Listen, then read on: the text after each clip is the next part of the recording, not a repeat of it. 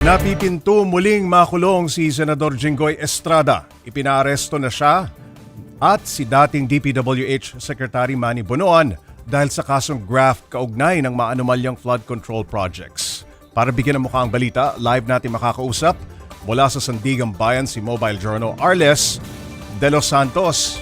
Arles!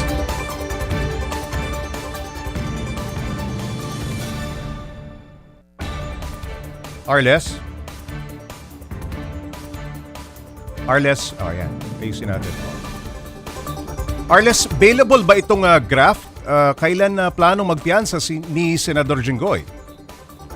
Pops J, ilang minuto pa lamang ang nakalilipas mula nga nang makalabas dito sa Sandigan Bayan sa Senador Jinggoy Estrada matapos itong magpiyansa ng 90,000 pesos para sa kanyang kasong graft na hawak ng 2nd Division ng Sandigan Bayan. Kasi nga kanina, mga tanghali kinumpirma nga ng division na nalabas na ang warrant of arrest laban kay Senador Jinggoy Estrada maging sa kapwa akusado niya para dito sa graft case na si dating DPWH Secretary Manuel Bonoan. Bukod dyan, meron din silang whole departure order. Ibig sabihin, hindi na pwedeng makalabas ng bansa sa Estrada habang dinidinig ang kanyang kaso. Pero Pops J, itong kasong graft ay bailable. Kaya yun, kinailangan niya lamang magbayad ng 90,000 pesos pero kailangan niya pa rin magkaroon or sumailalim sa profiling sa ating mga law enforcement agencies. Arles, kailan naman daw kaya magdedesisyon ang Sandigan Bayan kaugnay ng warrant of arrest sa kasong plunder ni Senador Jinggoy?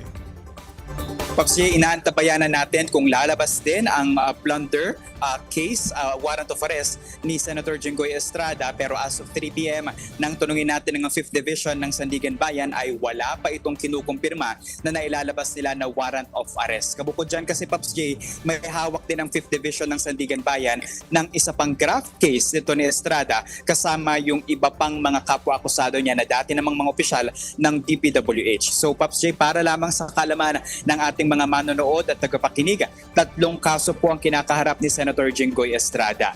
2 graft cases at isang plunder. Yung isang graft case ay hawak ng 2nd Division ng Sandigan Bayan. Ayun yung na-issue na siya ng arrest warrant, and then yung isa pang graft case at yung plunder ay magkasamang hawak ng 5th Division ng Sandigan Bayan. Arles, paano kaya kung maglabas naman ng warrant of arrest para sa plunder? Until what time pwedeng magbayad ng piyansa? Sa ngayon, Pops J, ang alam natin, mag-e-extend ng Sandigan Bayan ng Bacaraw hanggang alas 5 ng hapon kung may hinihintay pa nga silang iba pa na magpo-post ng bail. No? Pero so far, ayon sa 2nd Division, ay tapos na raw magpiyansa itong si Estrada. Ang problema lamang, Pops J, ay kung lumabas ang warrant of arrest si Senator Jinggoy Estrada para sa kasong plunder, wala itong piyansa. Ayun, ito yung magpatagal sa kanya sa kulungan na kung sakasakaling ilabas ito ngayong araw. Okay, Arles, bukod kay Senador Jinggoy, may balita na ba kung magpapiyansa rin si dating Secretary Bonoan? Actually, Pops J, kasama yan sa tinanong natin sa 2nd Division. Ayon sa kanila ay hindi pa raw nagpo-post ng bail si dating DPWH Secretary Manuel Bonoan.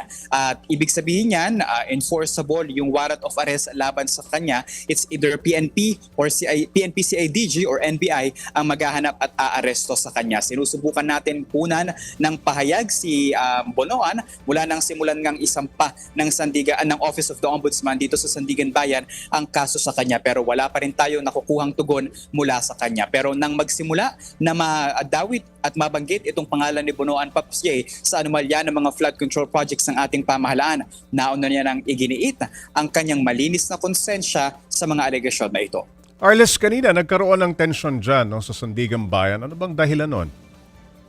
Pops J, kasi kanina pa natin hinihintay, di ba? Mula alas 9 ng umaga, yung warrant of arrest ni Senator Jinggoy Estrada. So, mga alas 12, lumabas ito, yung warrant of arrest, and then kayon, mga pasado alas 4, dumating nga itong si Estrada dito, no? Inabangan natin siya mula doon sa first floor ng Sandigan Bayan, sumakay ito ng elevator, sinusubukan natin makuna ng panayam, pero wala itong naging tugon. Pagdating ng 3rd floor, kung nasaan itong 2nd Division ng Sandigan Bayan, medyo sumikip lamang yung daanan, no? And may ilan atang mga naipit, pero yung makikita naman natin sa video na hindi naman naitulak or naipit yung iba pang mga kasama ni Senator Jinggoy Estrada, pero may isang babae na bigla na lamang sumigaw. May ilan din tayong mga kapatid sa media na naitulak ng bahagya ng mga marshal at ayun, medyo Ayun, talagang sinubukan kasi natin na makapanayam ito si Estrada. Kinumusta din natin, Paps J, yung lagay ng kanyang tuhod dahil ayon kay SILG Remulla, kailangan daw nito ng knee replacement pero wala itong naging tugon dito.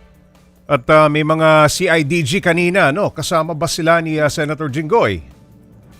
Paps J, assuming that kasama nga ito ni Senator Jinggoy Estrada, kailangan lamang natin kumpirmahin kung didiretso na ba sila sa Campo Crame para sa profiling nito. Arles, may commitment ba si Senator Jinggoy na susuko siya sakaling ang lumabas ang arrest warrant para sa non-bailable na plunder? Paps J, ayon sa kanyang posisyon, personal nga siya nag-post ng bill dito dahil sa issue ng warrant of arrest ng Sandigan Bayan at gagamitin niya yung anumang mga legal na paraan at proseso para nga harapin at linisin yung kanyang pangalan.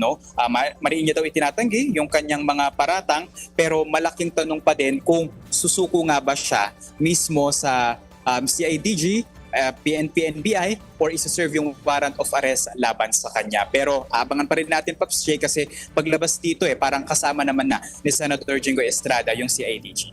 Okay, maraming salamat, Mobile Journal. Arles de los Santos.